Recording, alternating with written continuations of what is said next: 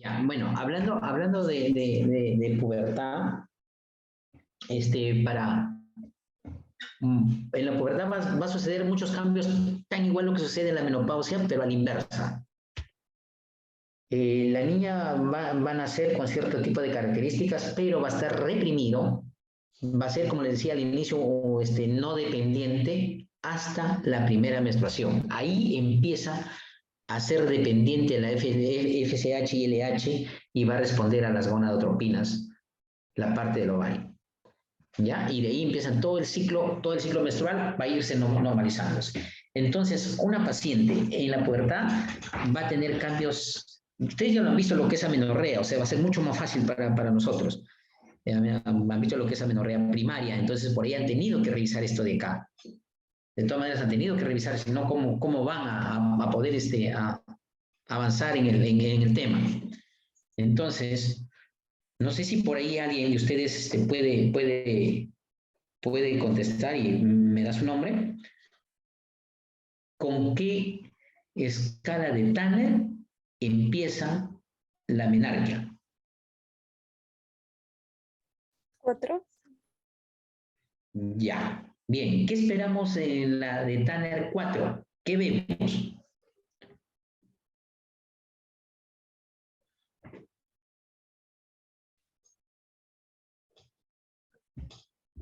Lo primero que aparece, el cambio que aparece en el Tanner, ahí va a haber pubarquia, telarquia y menarquia. Son tres situaciones que ya la menarquia la conocemos, archiconocido. ¿Cuál es primero? ¿La pubarquia o la telarquia? La telarquia. La aparición del botón ovario.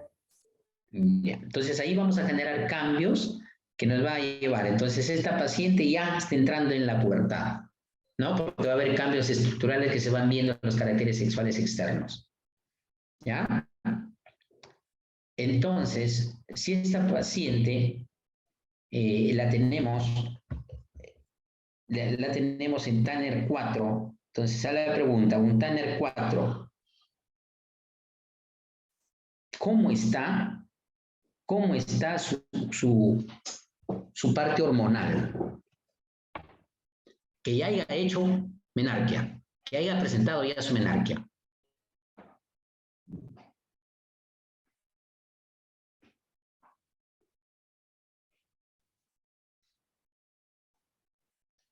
¿Qué esperamos encontrar hormonalmente en la paciente con la primera menstruación?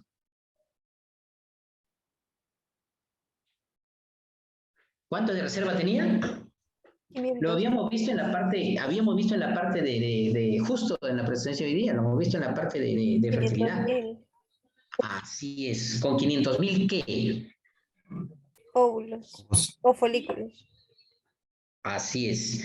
Y les decía ahí en esa presentación, les decía que al inicio, esto de acá son no gonadotropinas dependientes, ¿no? Entonces, ¿qué esperamos encontrar? Al inicio, en la pubertad, ¿qué esperamos encontrar? FSH y LH aumentadas, pero que todavía no son capaces de estimular abajo. O tiene que haber primero el estrógeno para que aparezca el FSH y LH. No, primero hay FSH y LH. Eso siempre hay, ¿no? Eso siempre está, sino que no responden. Por eso es que son independientes de eso. Cuando llega el problema, cuando llega la parte de conversión a la maduración, recién se estimula y desencadena a la respuesta del FSH y LH. Entonces vamos a tener pacientes con picos elevados de FSH y LH al inicio, y vamos a tener, si no llega todavía la menarquia, vamos a tener con estrógenos y progesterona 0. ¿No? No va a haber. Les quiero llevar a interpretar, a ver, para ver si me dominan el ciclo menstrual, pues. ¿Por qué no hay? ¿Por qué no hay receptores ALH y FSH? También lo hemos visto en la parte de menopausia. ¿Cuándo aparecen los receptores de FSH y LH?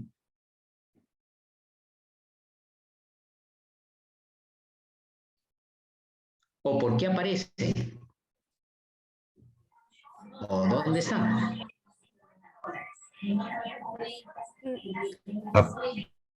Sí, por ahí, a ver, dígame, si prendes audio el que va a contestar. Lo que yo recuerdo es que había un feedback negativo, creo, sobre la LH. Después la FSH va disminuyendo por la inhibina, y luego la inhibina es la que va a inhibir la FSH y esta va a ir disminuyendo. Ya. Bien, la inhibina en la parte de la antes de la menarquia va a estar aumentada. Esa es la diferencia del resto, ¿ya? Va a estar aumentada. Pero le estaba diciendo, ¿y por qué no hay los receptores? Los receptores no van a ver, ¿por qué? Porque no es capaz todavía de formarse la granulosa ni la teca, ¿o no? Para que estos aparezcan, hay un feedback interno entre el ovocito que avanza en crecimiento, y esto se separa y va a formar una capa externa y una capa interna, que va a formar la teca y la granulosa. Cuando esto está, aumentan los receptores o se presentan los receptores para FSH y LH, y de ahí en adelante ya se convierten para toda la vida reproductiva.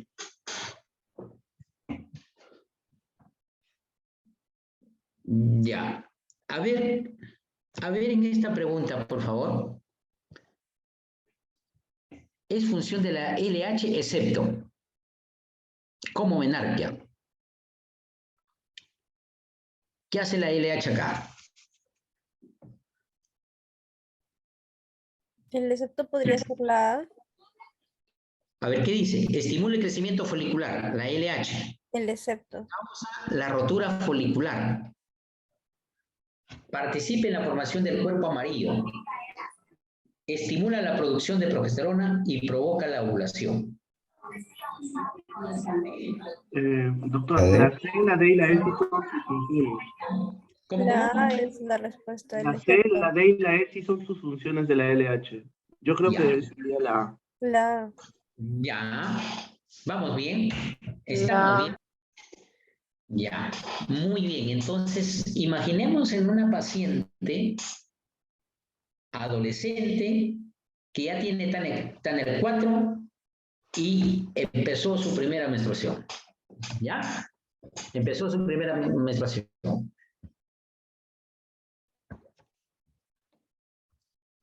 ¿Cómo se da cada uno de ellos? ¿Cómo se da la B? ¿Por qué se da la B? Porque hay un aumento del LH. ¿Qué sucede? Tiene que haber un pico de la LH para que el folículo pueda liberar al óvulo. ¿Y ese pico por qué se da? Por el pico previo de estrógenos. ¿Qué hace el estrógeno sobre? ¿Qué hace para que se libere? Se tiene receptores de FSH en el... Ya, bien. Dentro. ¿Cómo se llama ese proceso que está fastidiando, que tiene que tener un tiempo de fastidio para que se desencadene la ovulación? Sí lo deben tener, sí lo deben, bueno, si no la recuerdan, pero al menos sí lo han escuchado, y si no lo han leído esta parte.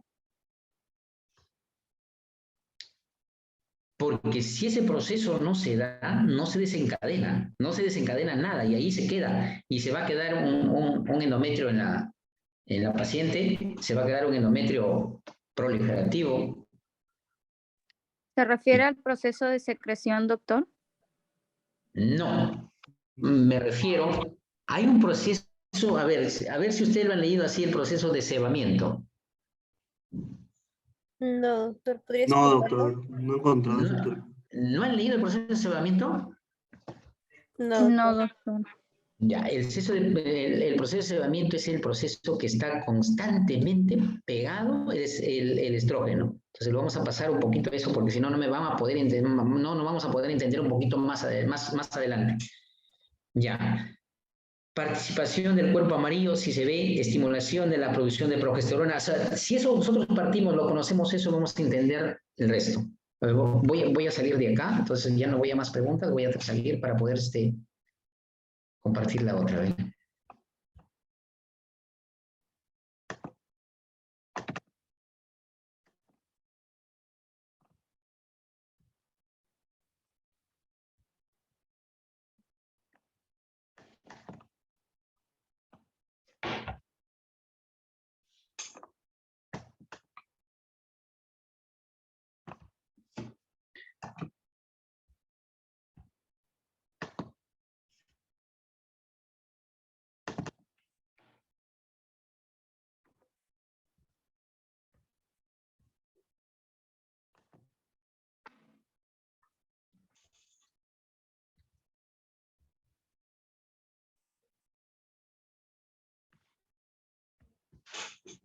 Miren, acá está.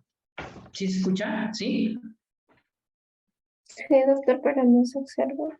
Sí, doctor. Sí, ¿No estoy compartiendo? sí, doctor, sí estoy compartiendo.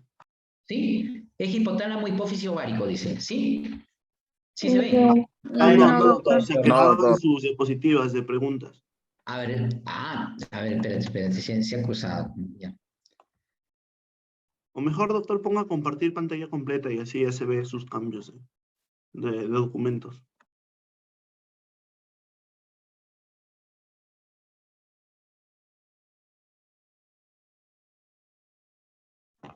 ¿Ahí se está viendo? Sí, doctor. Sí, doctor. Ahí se ve, porque quiero este eje de acá. Para ir avanzando. Ahí sí se ve lo que estoy. Sí, doctor. Ahí sí, ¿no? Sí. Ahí sí se ve. Sí, Donde dice doctor, se ve. adenohipófisis y FSH.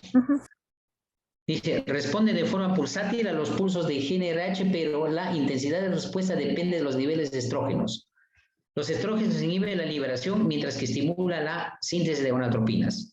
El aumento continuo de estrógenos durante el crecimiento folicular provoca una disminución de los niveles plasmáticos de FSH y LH. Eso la conocemos. Y al mismo tiempo un aumento de sus niveles en la hipófisis. Tras el cebamiento del eje hipotálamo hipofisiario durante alrededor de 36 horas con niveles de estradiol de unos 200, la reiteración del estímulo con GnRH desencadena el pico ovulatorio de la gonadotropinas. Recuerdan que este valor de 200 lo hemos visto en fertilidad, lo hemos visto, ¿no? Sí, 200 lo hemos visto, 30, 200 y 300. Ajá. Sí, doctor. ¿Y qué decía? 200 en la fase luteínica, ¿decía o no? Sí, fase luteínica. 300 en la periovulatoria. Así es. Entonces, por eso le decía, si este de acá no se da, nunca se va a dar ni siquiera la primera menstruación. ¿Qué tiene que estar fastidiando? ¿Cuántas horas? 36 horas pegado ahí. Y recién se va a convertir, se va a formar el gatillo de los estrógenos para poder disparar la LH.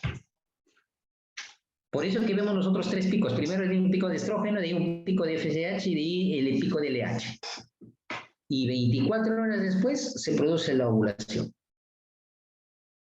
Entonces, hasta la pubertad no vamos a tener este estímulo, no va a haber este estímulo. ¿Ya?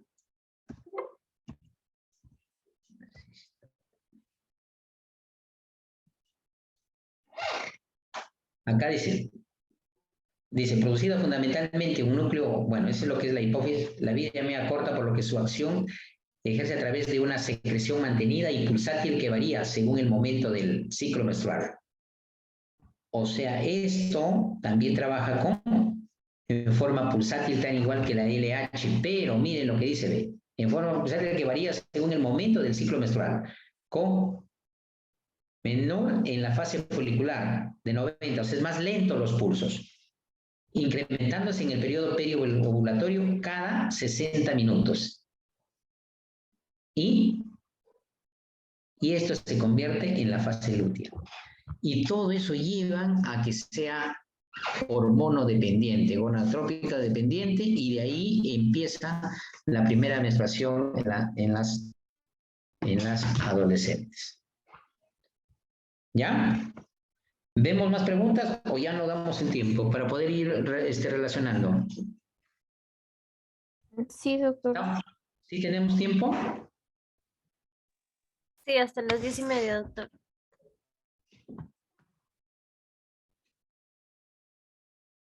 Ya. Otra situación acá que tenemos que ver es como les decía, la FSH ya sabemos lo que produce: crecimiento de la cohorte folicular y la selección del folículo dominante, que produce el primer pico. Crecimiento de la cohorte y selección del folículo dominante se produce con el primer pico de la FSH en la primera fase de la fase proliferativa. Entonces, acá nosotros vamos a tener el pico de ¿cuánto? Tenemos que relacionar lo que hemos dicho con esto. 30 de estrógeno. De 30, ¿no? Estimula el crecimiento de la granulosa. Mire, acá empieza la granulosa. Por eso les decía, si no hay la granulosa, no va a haber, miren cómo vamos relacionando, ¿ya? No va a haber más allá de estímulo y no va a haber respuesta para llevarse al ciclo menstrual. Estimula el crecimiento de la granulosa. Induce la actividad de la conversión de los andrógenos a estrógenos. Aumenta los receptores de FSH en la granulosa. Esto hace todo la FSH. O sea, en una paciente puber, cuando ya responde, va a venir todos los cambios.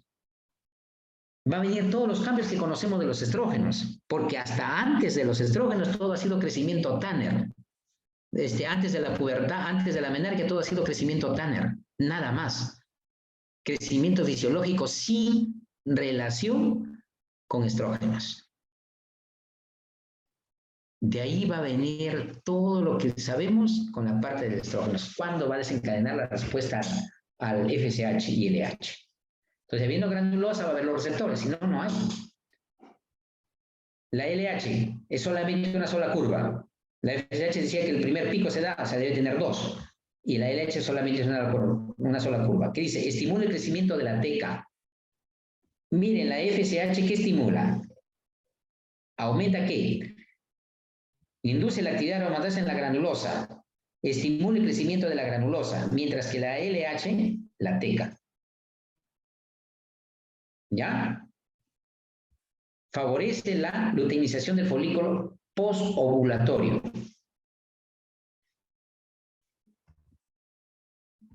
¿Y qué sucede? Miren acá. Regulación del ciclo hipofisiario y del ciclo ovárico.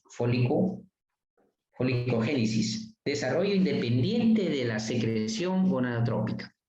Folículos primordiales abandonan su efecto de inactividad, iniciando su desarrollo independientemente de la secreción gonadotrópica. No hay receptores de gonadotropinas. Eso es lo que les decía en la parte de la pubertad hacia atrás, de la niña hacia atrás, no hay receptores. O sea, hay gonadotropinas, pero no hay receptores. No responde, no se genera ningún cambio por efecto de los estrógenos.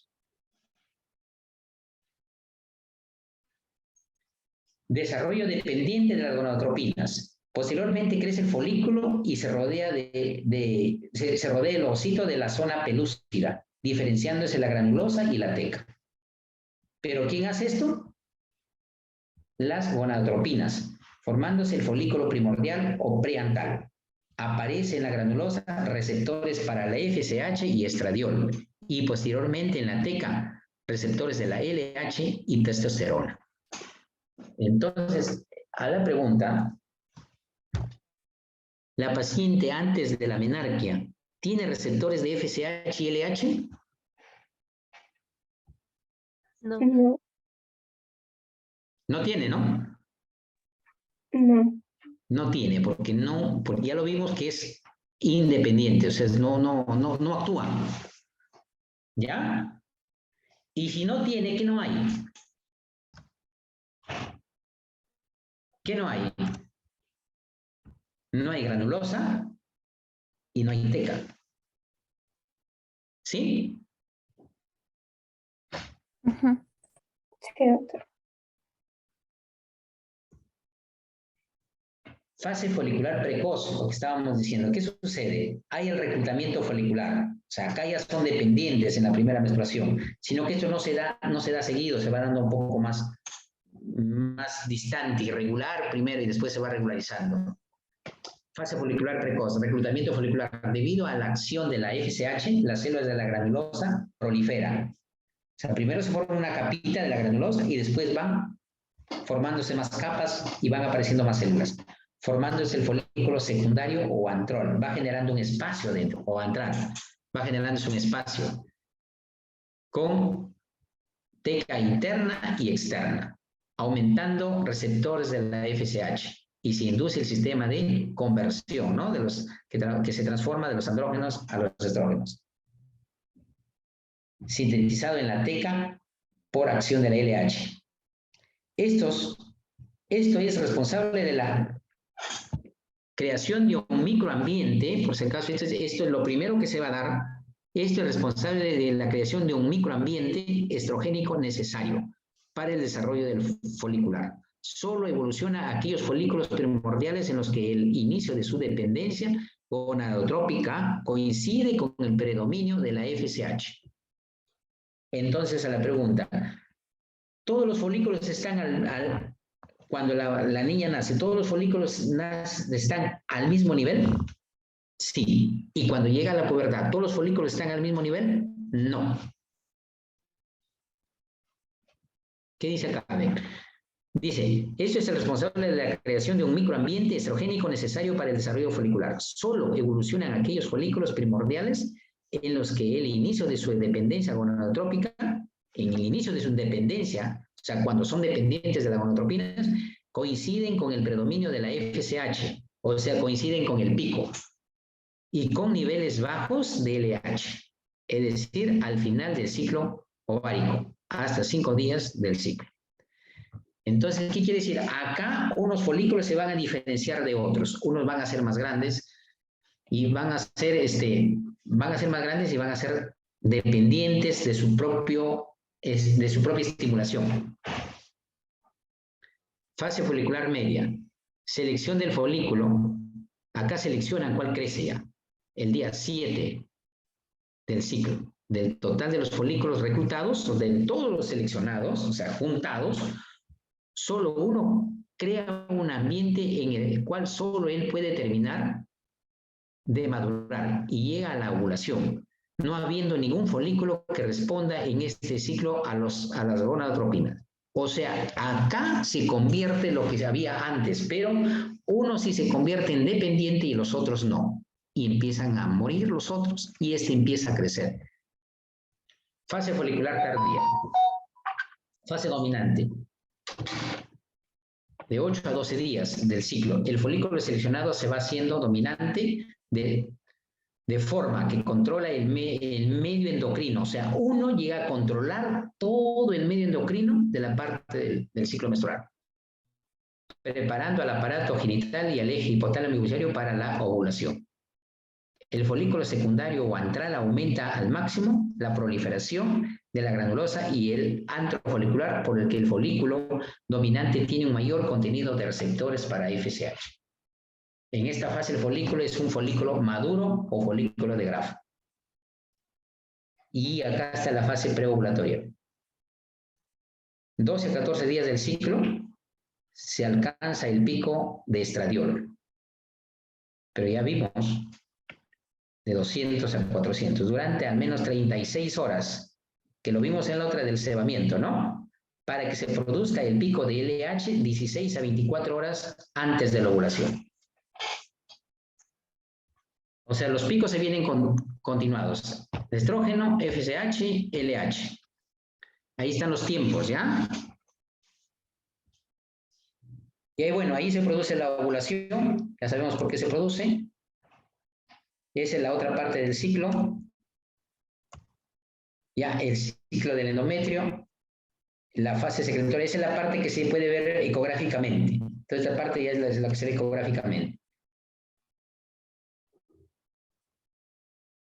Acá también el ciclo está relacionado al ciclo, porque ahí también hay que ver causas que producen por estrés, por deporte, estímulos emocionales, también alteran el ciclo menstrual. Acá está. Y acá están las gráficas que le estaba diciendo hace rato para poder entender. Miren lo que pasa. Este es el hipotálamo. La hipófisis, donde estimula y tiene una estimulación y también tiene su propia estimulación en el propio. Acá lo que ya podemos entender de los picos que se dan previos y del cebamiento que debe darse 36 horas antes de. Bueno, acá veamos cómo los receptores van aumentando, que ya lo estamos repitiendo. Ya, el crecimiento y maduración. En 1, reclutamiento. 2, selección. 3, crecimiento y maduración, y después degeneración, y después término. Acá está la fase precoz, media y tardía. Y ese es el ciclo menstrual. Acá vamos a ver los niveles de estradiol y progesterona. Siempre hablamos de estradiol, ya saben por qué, ¿no? ¿Por qué hablamos de estradiol?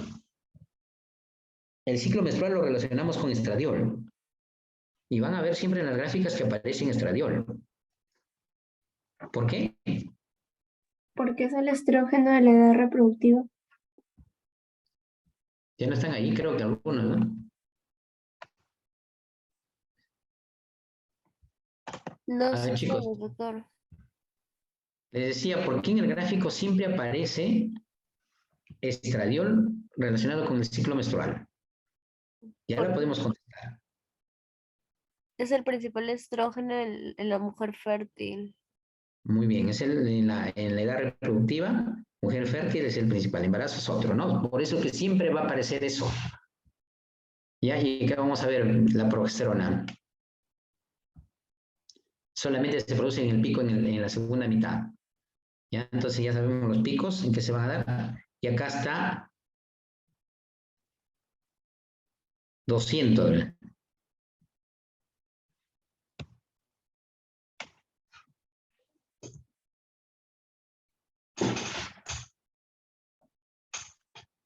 Miren cómo se va formando los receptores y va diferenciándose la teca de la granulosa. La teca y la granulosa. Y acá en esta podemos ver cómo es que son necesarias las dos estructuras para que se convierta y aumenten más estrógenos. ¿Qué viene por acá? Miren lo que hace la LH. En la teca está el receptor de la LH. Lo convierte a andrógeno. Eso es lo que hace en la teca. Y así como andrógeno, va a pasar a la granulosa. Y la granulosa, por el proceso de conversión, hace que esto se convierta en estrógenos y el estrógeno sale a dos lugares. ¿Ve? ¿Se dan cuenta? Miren, pero son necesarios los dos receptores. Son necesarios tanto el FSH como el LH. Por eso es lo que decía, que en la pubertad no hay esto. Están estos presentes, pero no hay estos receptores. O sea que no se da este proceso. O sea, no hay teca ni granulosa. Los dos son necesarios a la vez. ¿No? Una vez que está formado el estrógeno, ¿qué pasa? Se va una cantidad de estrógeno hacia la circulación periférica. Y esta es la que llega hacia el hipotálamo hipófisis. Esta de acá. Es estrógeno. ¿Y esto de acá a dónde se va? La teca es la capa externa o la capa interna del... Es la capa externa. Capa externa. Y la granulosa es la capa interna. O sea, ¿a dónde se va? ¿A dónde se va el resto? A la parte interna del seleccionado, del primordial. Y esto hace que sigan apareciendo más receptores para FSH y actúen. O sea, acá tiene un feedback positivo en este de acá. Y acá tiene, el estrógeno cuando aumenta, acá tiene un positivo, sigue aumentando en este. Pero tiene un feedback negativo en la parte periférica. Porque esto va arriba y le dice, ya tengo suficiente estrógeno, ya no formes. ¿Ya? Entonces, esto no hay todavía en la pubertad. ¿Ya? Entonces, de este gráfico, para se puede sacar varias preguntas, y hay varias preguntas también en el ENAM hechos sobre esto de acá, con edades extremas, o sea, tanto de menarquias como de menopáusicas. Entonces, en la menopáusica no se está produciendo esto, pues. Se está produciendo el estrógeno, pero en la parte periférica, o sea, de la parte de grasa periférica. Y por eso se forma la estrona, no se forma acá. Por eso que en el síndrome de ovario poliquístico no hay esto tampoco. Solamente el estrógeno que aumenta es la parte periférica, porque no se está formando en la parte de la conversión entre la teca y la granulosa, chicos. ¿Ya? Ya pues chicos, si hay algo lo completaremos en cualquier otra exposición si algo falta. ¿Ya? Voy a retroceder sus diapositivas a donde habla sobre la fase folicular, por favor. ¿Ahí? ¿O más atrás? Más atrás, doctor. Lo que pasa es que creo, no sé si es que me confundí, que en una diapositiva nos dice que la aromatización pasa en la teca. No, por eso te estoy explicando de acá, ve. Mira. Porque mira, en una mira. de las diapos leí que decía de la teca, entonces me... Claro. No, es que la teca también es importante en los dos, porque primero se da donde.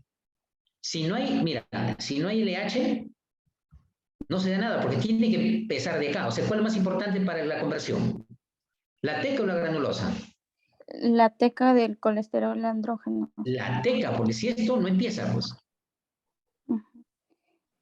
¿Ya? Por eso queda importante, o sea, la LH. Disculpe, ese proceso también se llama aromatización. Esa es la aromatización, la conversión de andrógenos a estrógenos. ¿Ya? Sino que en la menopausia ese proceso se produce periférico. Y el síndrome de ovario también se produce periférico. ¿Ya? Está bien, doctor. Gracias.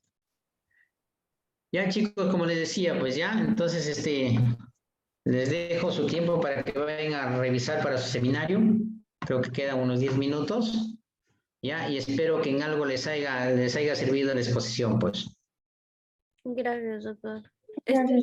Le manda las diapositivas con su delegada de su grupo, Daisy, creo. Ya. Ya, tú eres la delegada de la promoción. No, del curso de ginecología. Bueno, del curso. Ya. Ya, entonces, con ella lo comparto, ¿ya? Buenas noches, chicos, ¿ya? Gracias, doctor. Hasta luego. Gracias, doctor. Hasta luego. Nos veremos